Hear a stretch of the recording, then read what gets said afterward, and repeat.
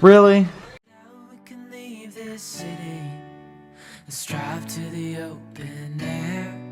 Yeah, the countryside is so pretty, with the wind blowing in your hair.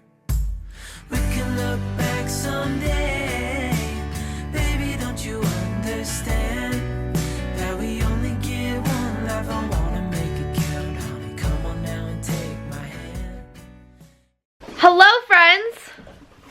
Say hi. What up, what up? We bought, here, hold on, babe.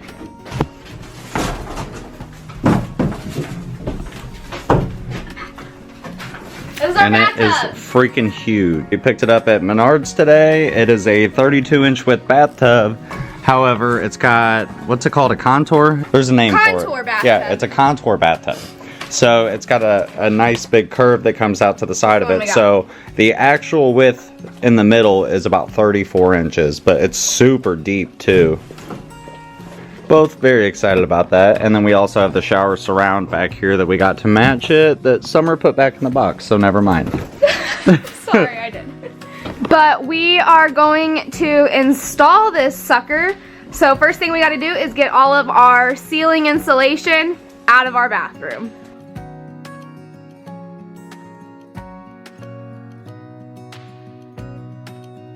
Alright, so we got the bathtub and the toilet put in place temporarily. That way we can make sure everything fits right and do some measurements for our plumbing lines. Excuse you, sir. Right now I have Summer cutting out this piece of cardboard from the box that it came in. That way we can just lay it in the floor of the bathtub and protect it basically while we're working. Nope. Oh no, she's fine. She fits. I'm really excited to see what it's all going to look like when it's done. So here's the thing. We could call this a mistake or just a convenient way to put It's a it convenient mistake, I guess. So whenever I built this room, I made it 1 inch bigger than 5 feet to account for the fact that there would be half-inch drywall, so half inch, and then it would be 5 feet exactly. I forgot about the fact that you don't put drywall behind a bathtub. So the room is a little bit bigger than the size of the bathtub basically. I had to add these extra 2x4s in to be able to kind of bring the wall out a little bit and then also bring the tub this way a little bit to avoid one of the beams underneath so I can get the drain through the floor. So it's a mistake, but at the same time, if the room was exactly 5 feet across, it probably would be pretty difficult to get the bathtub in here because it would be the exact size of the room and it's a pretty long room. Guess if they ever have to replace the bathtub in the future, or if we ever have to replace it in the future, hopefully it'll help us out. Right here, this wall is going to be 1.5 inches out, or 1.5 inches farther out than the rest of the wall, and then we'll just have a little corner right here basically. So it's not really a big deal. It's not something, you know, big cosmetic change that, you know, is going to affect a lot.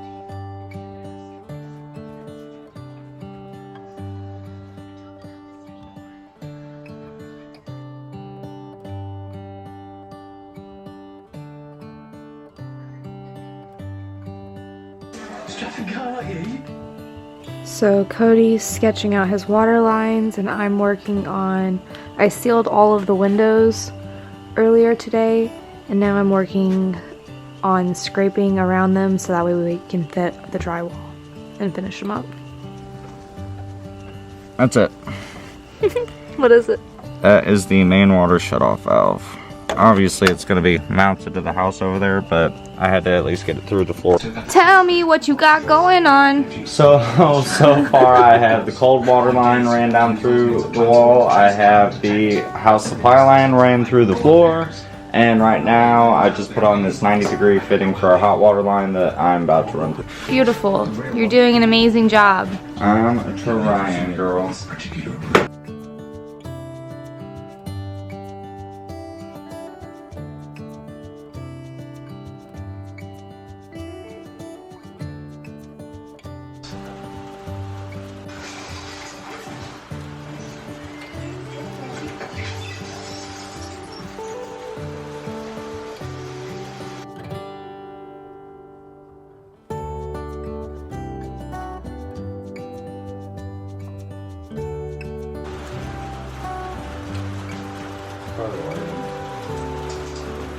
So we camped last night and I passed out and all of this happened. So I'll let Cody tell you about it. We have the main supply line coming through the floor right here. I have to pick up a tee so I can tee off for the hot water heater, so that's why that's not hooked up to this main supply. If you're wondering why he's screaming, it's because he has the Rizzuto. Oh, am I screaming? Yeah, it's Sorry. because he has the Rizzuto show in his ear. So we have the main water supply line coming out of the floor right here. It will tee off right about here to go into our hot water heater that we will have in here in a cabinet. Now what you're not seeing is there's a wall that's going to be right here because this is a pocket door. So imagine this as its own room. There will be a little cabinet right here with a low boy, I think it's called, hot water heater in there. And then continue up here to the rest of the supply lines, and then we have split offs for it goes from 3/4 to 1/2 inch and splits off for the washing machine, sink in the bathroom, the shower, and then the toilet. Obviously, this is still a cold water line, but I ran out of blue, so it's red, and it is what it is.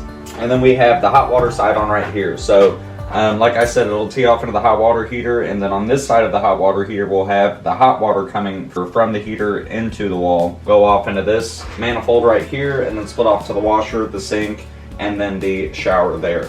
And then this 3/4 line then runs through the ceiling back over to the kitchen side of the house. And then same with this 3/4 line here, that supplies the cold water for the kitchen side of the house. So that's about it for now. I gotta get some blocking put in here so I can get all these lines secured. And then I gotta pick up a tee so I can get that hooked up and a couple connections for the hot water heater.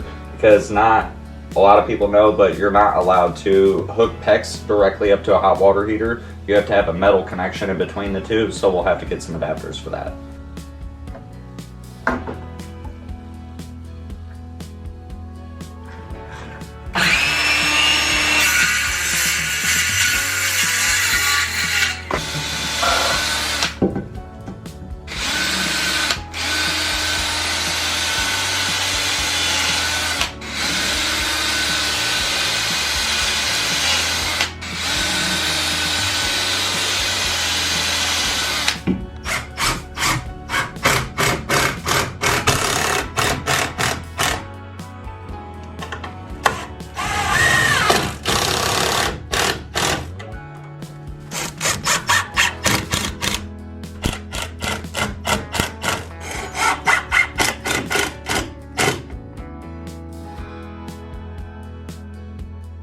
Alright, summer took off for the day, so you're stuck with me right now, but I just got the blocking put in for the plumbing supply lines over on the bathroom side, and I got that piece of blocking on the lower end right down there put in for the cabinet that's going to go right there.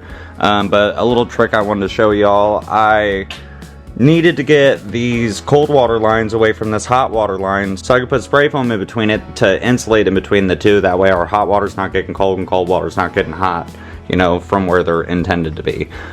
So I took this extra piece of wood that I had and screwed it into this blocking I have that supports the plumbing lines and put it behind this front piece of blocking to hold the plumbing lines or the cold water lines away from this hot line right here, give it a little bit of space. That way I could spray foam it between the two.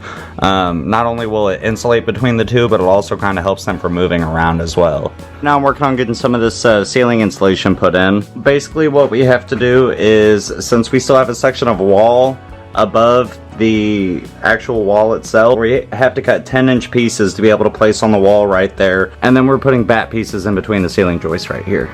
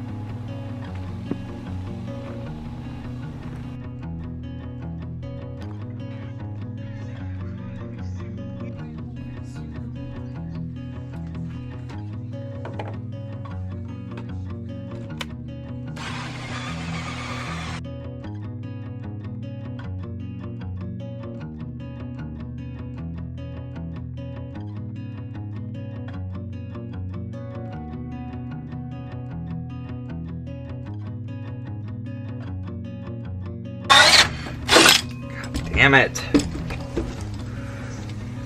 Burning it more than I'm cutting it. Oh no.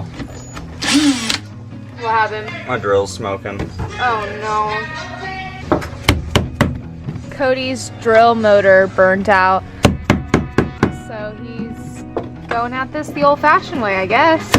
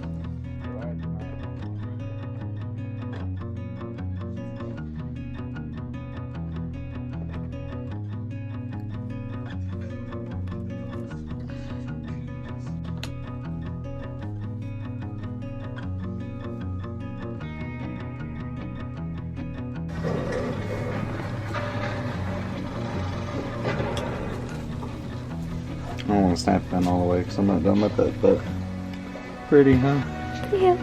Reason that we got that straight adapter for the bathtub drain is so that way we could put the P-trap underneath the container itself, so we wouldn't have to cut a giant rectangular hole in the floor and then have to worry about boxing that in and sealing that and all that good stuff. So this way we'll have the P-trap underneath. We will have to insulate it because it'll have standing water in it. But yeah, it works better for our situation.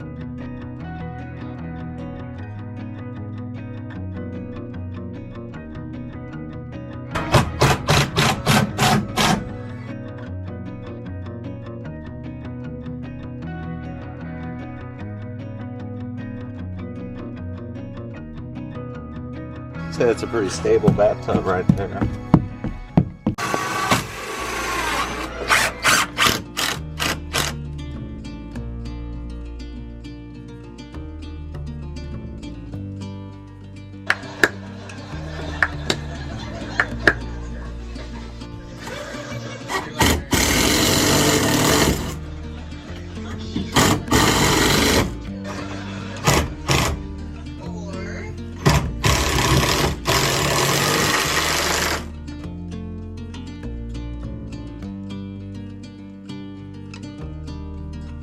Y'all, I could have gotten some really satisfying glue footage, but somebody Jump the gun. jumped the gun.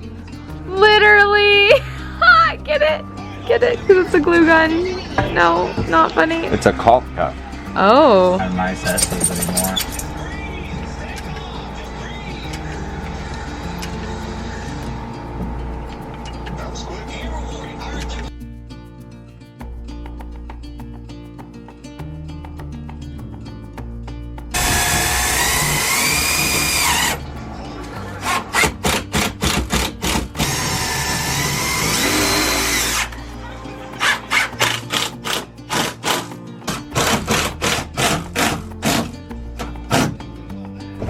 So I'll kind of let Cody tell you about what he's got going on.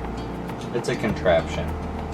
Basically what I did was set the glue on all of the studs behind the shower surround, and then I put the shower surround, the back panel in place. I put the front and the left and the right panels in place. That way I can make sure that everything was spaced correctly and all lined up correctly and fit. And then once I had all that put in, I screwed in the top and then took the side panels back out so I could make my contraption to hold the back panel in. That way it stays pressed against the 2x4s and the glue can seal. So now we pretty much wait 24 hours for that to dry, and then we'll take it all apart, and I'm going to put this side piece in, and then I'm actually waiting to get my shower valve before I put that piece in. That way I can make sure I have it all in the right place and don't need access to this side of the stud before I close it up. It's been 24 hours, so he's going to pull down all of his bracing and see how well it worked.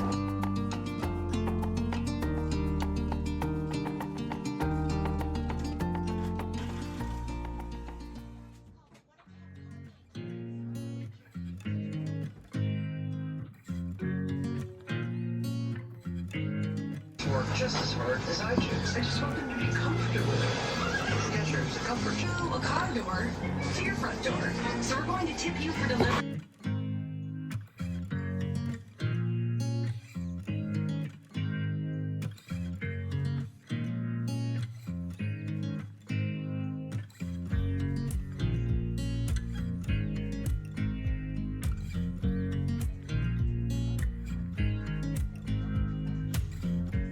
Alright, so you guys saw how we got the tub surround installed. I'm gonna finish gluing in these two side pieces a little bit later today, but it's literally the same process. We're gonna throw some glue on the back and screw them in. And first I'm gonna get the shower valve installed though, which we just picked up today. But yeah, we got the majority of the rough-in plumbing done for the bathroom. Pretty much the only thing I have left is to run this drain vent through the ceiling and then run this vent through the floor over here, and then we're ready for drywall. Got all our stub outs put in for the hot and cold water. All the lines are secured to all the 2x4s. Everything is fire blocked and nail plated. So yeah, we are pretty much good to go. And we got a... Yeah, and we picked up our hot water heater today, so I'm about to put on the last two connections for that so I can get that hooked up, and then we'll be building a cabinet around it.